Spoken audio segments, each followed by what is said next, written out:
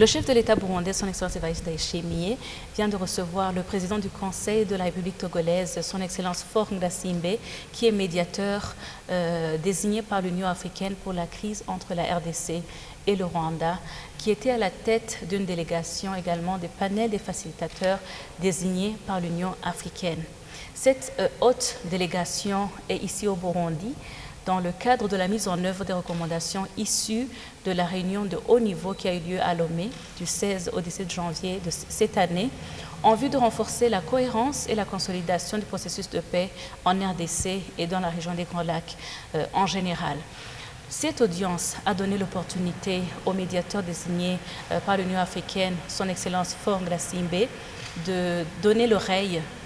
au Burundi en tant que pays directement affecté par la crise de par sa position géographique, en tant que pays voisin de la RDC et du Rwanda, en tant que pays également lié par ces des pays de par l'histoire. Nul n'ignore que le Rwanda, la RDC et le Burundi constituaient une seule entité à l'époque coloniale, mais également en tant que son rôle majeur pour la consolidation de la paix et la sécurité dans la région, reconnaissant son engagement et son dévouement pour bâtir la paix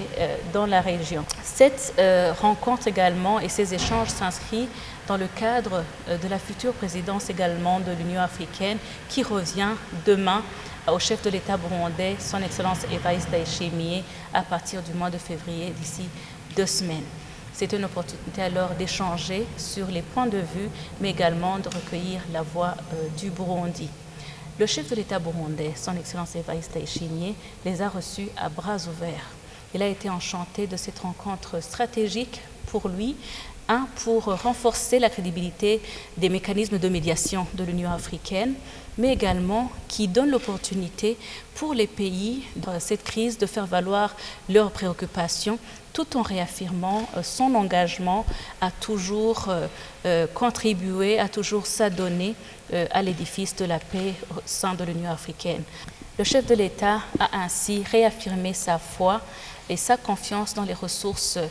diplomatiques, les ressources morales et les ressources politiques dont dispose l'Afrique pour bâtir sa propre paix dans le but de trouver des solutions africaines aux problèmes africains. Et s'est engagé encore une fois à continuer cet élan de bâtir la paix sur tout le continent, surtout demain lorsqu'il sera à la tête de la présidence de l'Union africaine.